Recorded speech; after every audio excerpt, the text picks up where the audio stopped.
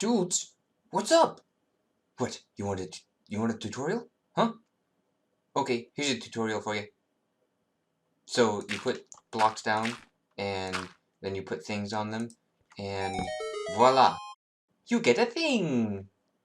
Alright, but seriously guys, I have a tutorial for you that I promised a while back.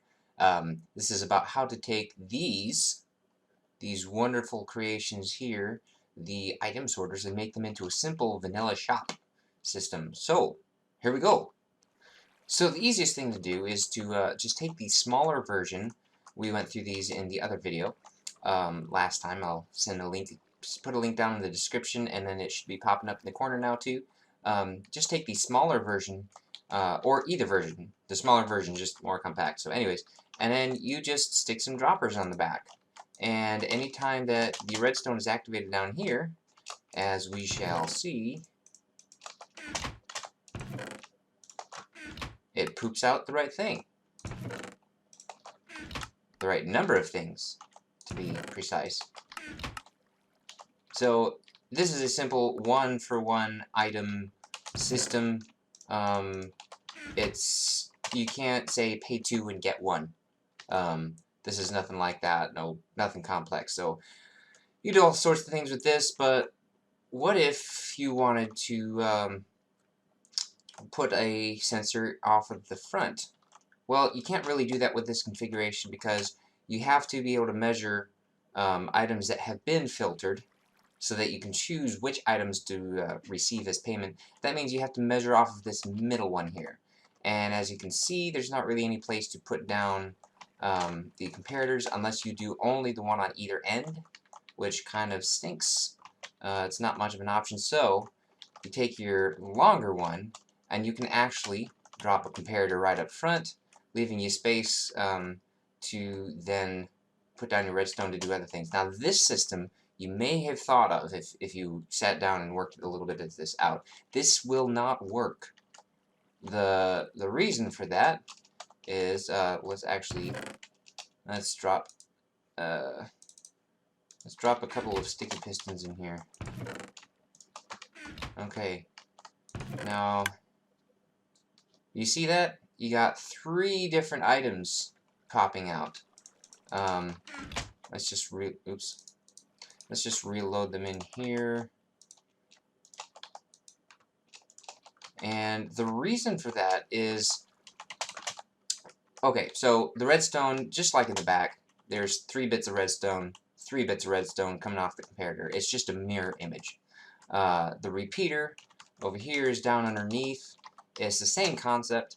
The problem is when the repeater powers a block, let's actually go over here. This is a setup to show it. So when a repeater powers a block, or even a piece of redstone powers a block, okay, push the button, it doesn't just power the block. It also powers the block next to it, or rather activates it. Seth Bling uses the term strongly powered for this first block. I'm not sure about that. I'm not as smart with redstone as he is. Obviously, he's Seth Bling. There's no way I could be anywhere near him because he's been doing this stuff a lot longer than me. But the thing is, this next one doesn't carry a signal through it. So if we put anyways, redstone torch there, see, that'll activate, but that redstone torch doesn't turn off. So this block isn't really powered. It's really just activated.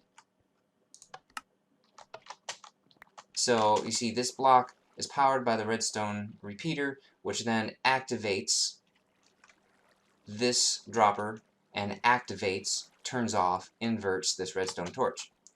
The same thing happens with redstone. It only activates this first one, not the second one. Activates this. It does the exact same thing as the redstone repeater. Now, if you look a little bit further down here, if you replace this first block with a dropper, it will do the same thing. It will power this one, which activates this one. Now, this one being powered activates it as well, because it's a block that can be activated. So see, one popped out of both of these, but not this last one. So the problem that happens here is when you activate one of these with your repeater, this becomes powered and then activates this one and this one. So you can't power them directly. Well, okay. So coming off of the back, just going back to our earlier thing, maybe you want to put it into a water stream, and here, let's drop these in. Ready? And send the items up your fancy little item pipe that is not wanting to. There it goes. And there you go. See that fancy sound. Anyways, or maybe you want to come off the front. You want to do something a little bit more more intricate. Here, same concept as over there, except the redstone repeaters are powering this block, which activates underneath it. Then you have them isolated. You're not activating several droppers with one signal. So let's take these here and just show you. There's one. See those redstone torches flowing out? There you go. And then there's the snowballs.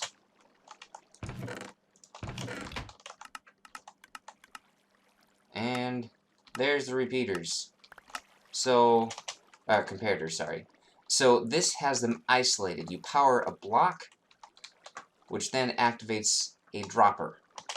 So that's the way to isolate it. This is a really simple way to just run off of it. And this other stuff is just kind of extra. So I'll go through that in just a minute. But this way, you can run a mirror off of the back. It's the same design, just looks a little bit different. Obviously, one of the bad things about it is your chests have to be right there at eye level, roof level.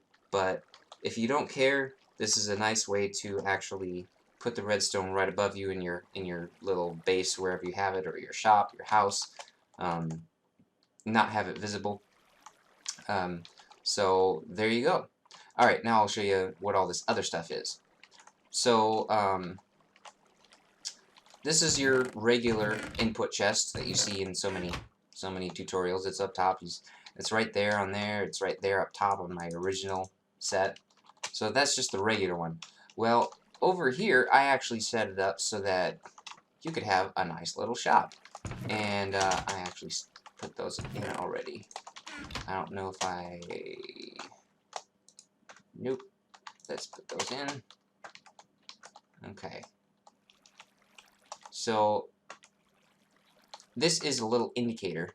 Shows I have redstone torches, I don't have any snowballs, and I don't have any comparators.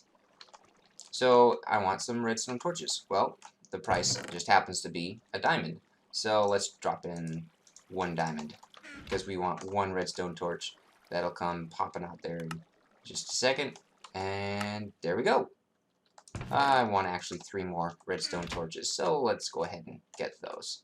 And we'll jump up from 1, 2, 3, 4. There we go. Okay, so this is just an extra input chest. I just connected it with hoppers. Nothing drastic, you know. If you know anything about Minecraft and redstone and such, you already know all that. I don't need to go over it. But what I did on the tail end here was, a lot of people will have an overflow chest, where once your items are sorted, if you put in items that aren't being sorted, I only have 3 items here, random items just kind of stack up. They don't have anywhere to go. So I took an output that then runs into this this dropper here, and this drops it back into the water stream. So let's say I don't want my Podzol. I think maybe the guy will take some Podzol. Alright, so let's see if he's taking that as payment for anything. But he's not, so any second now, there's my Podzol coming right back at me. So this just recycles anything, any junk that people throw at you, and that one's pretty easy. This is the same concept that I'll be showing you again a little bit later, so remember this one.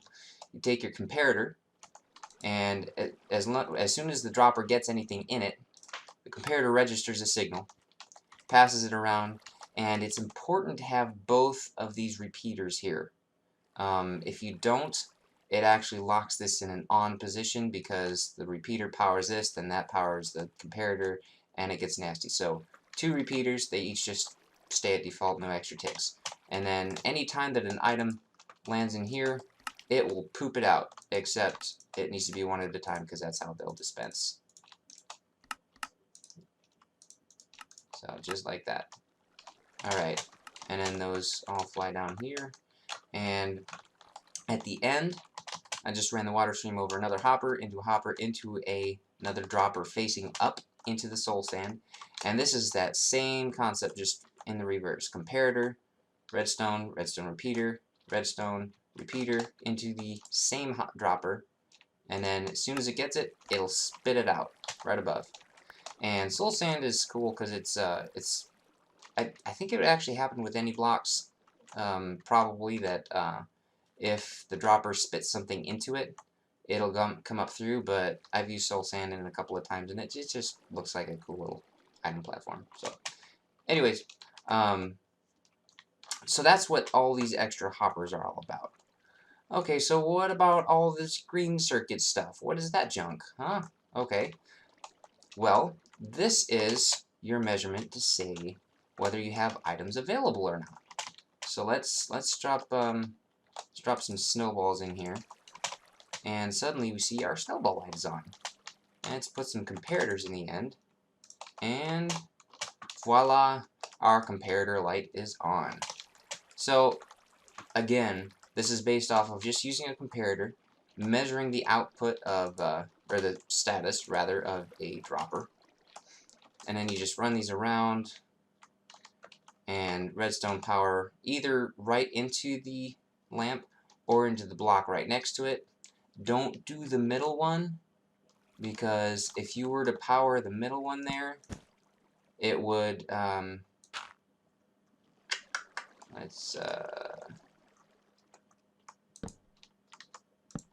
that will power all 3 of them because they're all right next to it. This is powered, so these are activated. And if you had another one up front, that would be activated, because this block here is powered. So you don't want to do that. You just want to have it either straight into the lamp or one that's isolated like these bottom ones.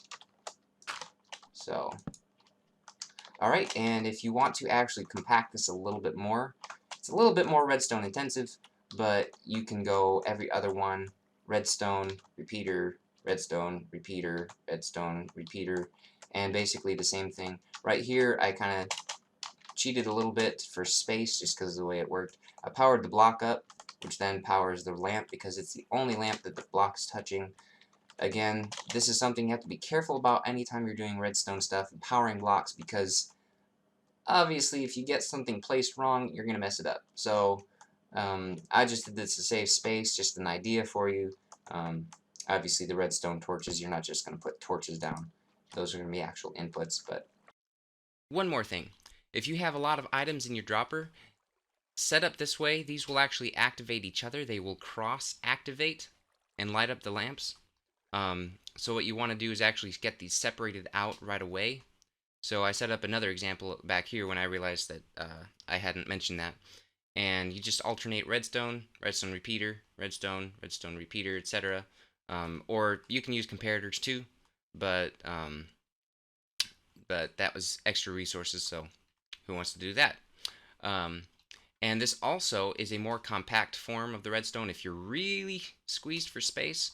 If this is too big and this is too big, you really want to get it down to 1, but you have plenty of redstone, then this is the way to go, because this is only 2 spaces high rather than 3 or 4 spaces high. And for this also leads me to another point that I wanted to make before wrapping up. You can make this a racing stripe sort of setup, where over here in these other 2 examples I alternated. I think this looks a little bit better because it feels to me a little bit more balanced. It's easier to tell if the light is on or off, but this is obviously more clear as to which light belongs to which item if the people aren't really sure. And who knows, maybe you like this look better than me. But if you want to do that, then what you're going to have to do is either power the blocks below, above, or behind your lamps. Because like I said before, if you power the lamp itself, then it will activate the lamps on either side of it. So let's take a look at this real quick. If you were to go like that, see all 3 lamps light up, even though both of these outside channels are not activated right now because this middle one is being powered. And that will go the same if you go like that, because the lamp is still being powered through this block. It's just like having a piece of redstone here. So what you have to do is run a piece of redstone up on top of the block and activate it that way. You can power the block from the side, obviously, or from behind, or from below. If you were to put down say a redstone torch right there. But it's up to you, depending on however you find your setup is necessary. So, Anyways, this is the very, very scary, simple redstone shop based off of the item sorters. So if you have any questions about pieces of this build, things that confused you, feel free to leave a question in the comments, or leave a video reaction or video response. Perhaps you want to know a little bit about my item pipe. This is a really cool build I found a while back that you may or may not know about. But alright, well, thanks for watching. If you liked the video, don't forget to leave a like below if you really liked it, or if you want to see more. Subscribe to my channel and let me know what you would like to see next. Alright, well, thanks for watching, everybody. Bye!